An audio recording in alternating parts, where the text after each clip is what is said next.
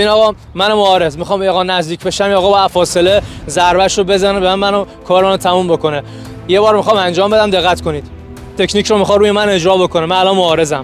ببینید حمله میکنم، ضربه صدی میزنه و بعد یه مشت توی صورت من میزنه. ضربه صدیه، ضربه بالای زانو میخوره، روی رون پا میخوره. ببینید ضربه میاد بالا و رون پا رو هدف میگیره.